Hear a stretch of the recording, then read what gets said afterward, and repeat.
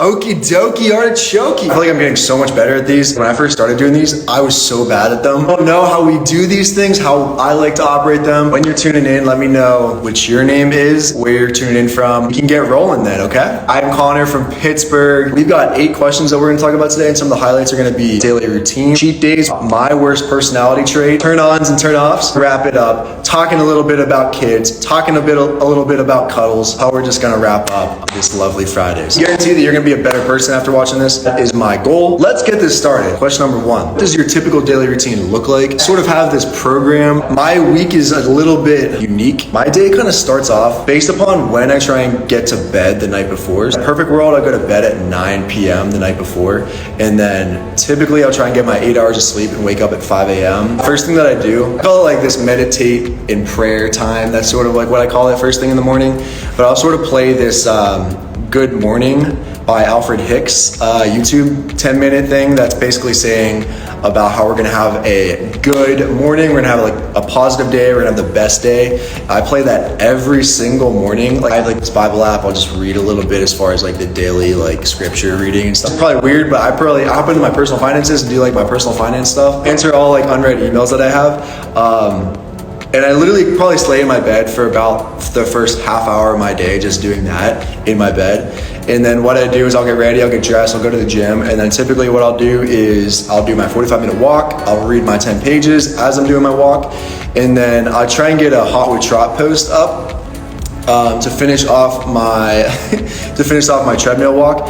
And then once that's done, I hop into just like my stretching foam roll, yoga flow, just about 20 minutes to kind of warm up for my workout, and then I'll journal, and then I'll hop into my lift for the day. Then I'll come back, shower, get ready to start my work day basically. And typically what that means is Monday through Thursdays typically. Today I took some calls. So Monday through Thursdays typically I take new client calls basically. That's what I kind of chunk out my week for. So Monday through Thursdays typically I take calls, intermix between there. I'll answer all my client messages that I have.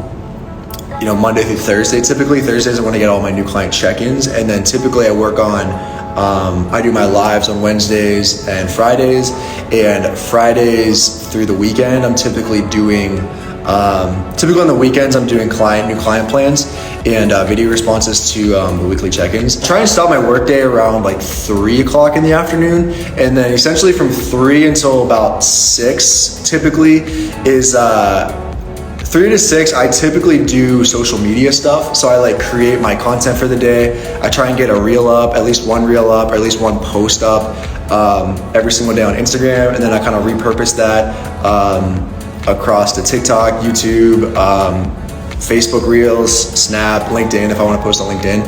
So typically I kind of break my day out like that. 6 to 9, I'm plugged from everything.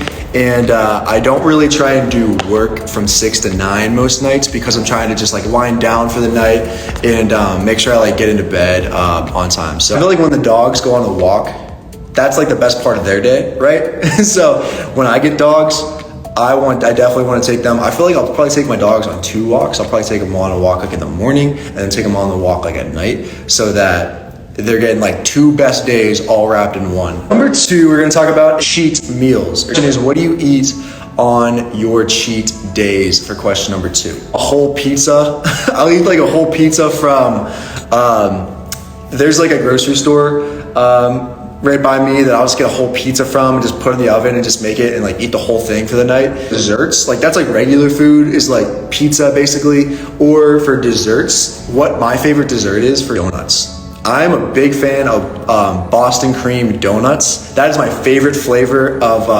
donut, if you've ever had that. Like Krispy Kreme, Boston cream donut is by far and away the top dog for me. I'm a sour gummy fan for sure. I like sour Skittles. I've only had Taco Bell one time in my life. Mexican food is probably one of my top favorite types of foods, I would say. I think my favorite cheeseburger place is probably Five Guys. Five Guys is probably the best cheeseburger cheeseburger that I've had. I've been to In-N-Out out here a few times, but I don't know. Five Guys, man. I am on the Five Guys train. Pizza and donuts are what I'm going with for a cheat day or cheat meal. Mexico pizza from Taco Bell. All right, that's like, I've never had that, but that sounds pretty good. Third question is, what is your favorite muscle group to work on a training day? Shoulders. I'm really liking to work out shoulders right now. That's a weak point for me, and that's something that I need to work on for me, because typically my chest is a little bit more dominant on my upper body. Question number four is, are you currently accepting new clients to train? Absolutely. I am always accepting new clients. I'm always taking new phone calls every single week. And if that is something that you are interested in, you feel like it's the right time for you, I'd love to get to know you a little bit. I'd love to hop on the phone with you and chit chat for about 30 minutes one of these days. And if it's something you want to look into, you can just check out the link in my bio, and we could go from there. Do you work with female clients? 100%. Actually, most of my clients are female. I would say it's probably 75 or 80% of my clients are female, and 20 to 25% are male.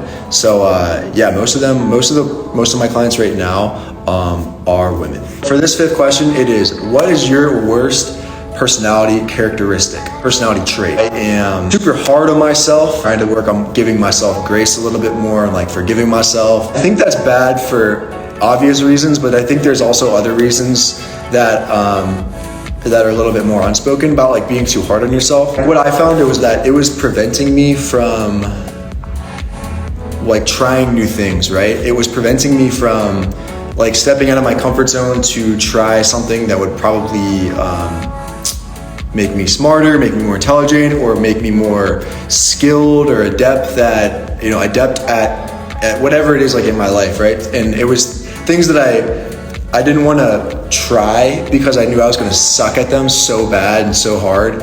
And I like couldn't deal with the fact that I was going to be so hard on myself internally. Like I was going to be like, why are you trying something that you're not going to be good at? It prevented me from learning and progressing in a lot of areas, I feel like, in my life. So I'm working on just being more open. These lives, for example, are some of like the highlights of my week. I love doing these, come to realize. And like 4 months ago, that was, I like was so bad at these. Like I didn't know how to really do these, right? Obviously, because I'd never done them before. But I've come to the point where I'm starting to realize that, and I think this is a really good mindset to adopt, is that I don't think there's anything that I can't learn how to do or learn how to get better at. And I don't think I was really like that before, certainly not 2 years ago, certainly not a year ago. I thought there were very clearly things that, I was never going to be good at, or I was never like going to want to like try out and do. And I'm starting to think that like really there's nothing in this world that you can't learn how to, obviously trying things out. Yeah, I think it's obviously important to feel like, do I want to do this? Do I think I'm going to like enjoy doing this? And kind of like putting how well you are at it for the first few times, like as you're learning at it, like putting that on the back burner, like kind of like forgetting about that, because you're gonna be so bad it's not even gonna be funny, and just kind of forgetting about that and just like trying something out for a few times, learning how to do it. And if you start to get better at it and you actually realize like, wow, I'm actually enjoying this, and this is bringing a lot into my life, and I think this is gonna help me like going forward, then if you're too hard on yourself and you're not giving yourself grace, like, and you're not in that mindset like already, then you're not going to be able to push through those like first moments to kind of get to that point, right?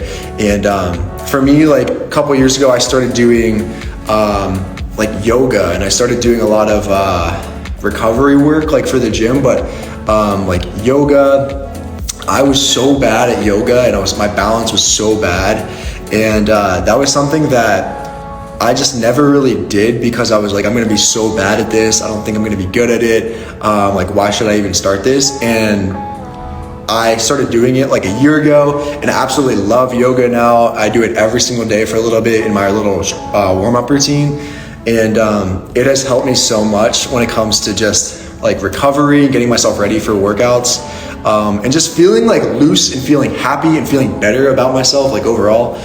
And that was something that I would never have like realized and never have incorporated into my daily routine had I been sort of like not open, like super closed off to trying like new things like that, right? So it's all about just, you know, getting to that point, like breaking through that first point of not being so hard on yourself and understanding that I'm gonna be bad at anything new that I try and do, right? Whether that's social media, like stuff like this, when it comes to me trying to do these lives every week, or if it comes to doing yoga, when it comes to something physically that you're trying to do, whether that's asking someone out on a date, you wanna start dating someone, right? Or just, you know, going on a date with your current partner or your current spouse or something like that, right? So it's all about just like taking the reps when it comes to these things, and you just get that much better and better and better the more you can just kind of accept that like each and every time you're just going to get a little bit better, like a little bit better and a little bit better, but the first time you do it you're going to suck so bad, and that's totally cool and totally to be expected. And if you kind of set the bar super low and you actually like exceed that bar because you're actually a lot better than you thought you were going to be, then I think that's a lot better than like setting the bar so high as far as like being perfect at something that you're going to try and you actually super suck at it and there's this big gap that you're trying to deal with. And it's all about just managing that gap, right? And expectations going into anything new. So this question is number 6. And this question is, what are your biggest turn-ons and what are your biggest turn-offs? Generally speaking, we're gonna answer turn-ons first. Communication, that's a great answer. I love that. How you treat strangers. Moments where you should probably be kind to someone, right? So if you're going out to dinner and you know, if you have a waiter or something like that, you have a hostess you're at the grocery store, checking out of the grocery store, you know, complete strangers that are never going to be able to repay you or for being kind to them. That's one of the biggest turn-ons for me, is if you're kind to complete strangers. Other things are just obviously off of that, just like general like kindness overall is a super turn-on. And then one last thing for me that I will say is also just being driven and motivated and having some kind of like goal you're working towards, like goal driven, I would say, is another one. This could be about, you know, dating, this could be like friendships, this could just be with people that I want to spend time with and get to know more and hang out with, because they have these really cool traits that I admire in them, right? So it'd be like how you treat complete strangers, kindness, and being driven are big turn-ons for me. Some big turn-offs for me: complaining. Not a big fan of complaining, if I'm being honest. And we don't like complaining. That's certainly a turn-off. We don't like negativity. That is a big turn-off. And we don't like laziness. Laziness is a big turn-off as well. Question 7 is how many kids do you want to have? For me, 2 to 3. I want to be a girl dad. It's easy for me to say this right now as where I'm sitting at right now, but definitely want one kid someday. Probably right now, I would probably want at least 2 to 3. And I think what I would want is I definitely want to be a girl dad. So I feel like if my firstborn is a girl, then I definitely I would want to have a daughter, but I also want to have a son. So I kind of want to have my daughter first to ensure that I'm a girl dad. So if my firstborn is a daughter, then the secondborn ideally would be a son, and I feel like I'd be good at that point. However, if we get 2 of the same gender, then I'd probably go for a third, and then hopefully get the opposite, right? And that's how I would say it, right? So, you know, if I have 2 kids and they're both boys, then I certainly want to have a third to try and be a girl dad. But if I have 2 kids, they're both girls, then I probably want to have a third so that I can be, so that I can have a son. I think that'd be one of the coolest things as a man is, I think it would just be very cool. Like obviously if the cards are in my favor and it all works out, you know, fingers crossed that I get the opportunity, how much of a blessing that would be to have the opportunity to literally be a father to a girl and a father to a son. And just seeing how if they're different at all, like how those relationships are, I think would probably be one of the coolest things that I can think of. So last but not least, we're gonna wrap up. We're gonna cut it with this question, and it is this. Question number 8, are you a cuddler? We are Cuddler. And I feel like if you're not a cuddler, then you're probably lying. That is all I got. I hope you guys have a lovely Memorial Day weekend. All right, guys, love you. Peace.